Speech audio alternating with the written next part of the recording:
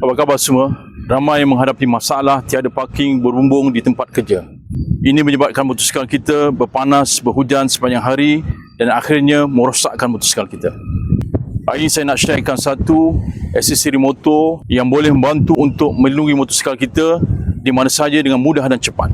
Saya memperkenalkan satu-satunya di pasaran tudung motor atau lebih tepat lagi tudung motor PI31.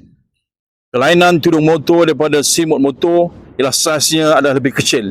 Ia hanya menutupi bahagian kepala motosikal saja. Walaupun tudung motor ini dia tidak menutupi seluruh motor, tetapi dia cukup untuk melindungi bahagian penting pada motosikal kita, iaitu bahagian dashboard dan cover set motosikal kita, yang mana di sini terletaknya komponen-komponen yang penting pada motor kita.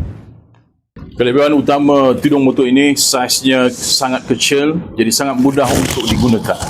Hanya perlu letakkan dan sangkutkan di bahagian hadapan fender.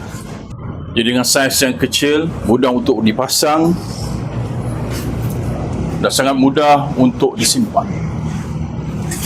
Tudung ini dibuat daripada canvas yang tebal tetapi lembut, jadi sangat mudah untuk dilipat. Hanya mengambil masa beberapa saat sahaja untuk pasang dan simpan tudung motor ini.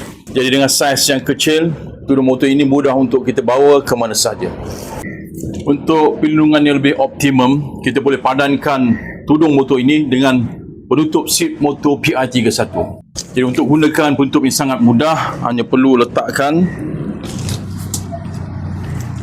dan sangkutkan di bahagian kanan, kiri dan belakang. Jadi produk ini sangat mudah untuk digunakan, hanya mengambil masa beberapa saat untuk pasang dan simpan produk ini. Walaupun dia tidak menutupi seluruh motor, tetapi ia cukup untuk melindungi bahagian-bahagian penting pada motosikal anda. Jadi produk ini sangat sesuai untuk kita gunakan di tempat kerja, di parking-parking umum atau di mana sahaja. Jadi bagi siapa yang berminat dengan produk ini, boleh hubungi saya atau layari laman web selimutmotor.com. Tiap hari berayap, hujan panas, tak hirau, teman bicara, meroda berbatu-batu.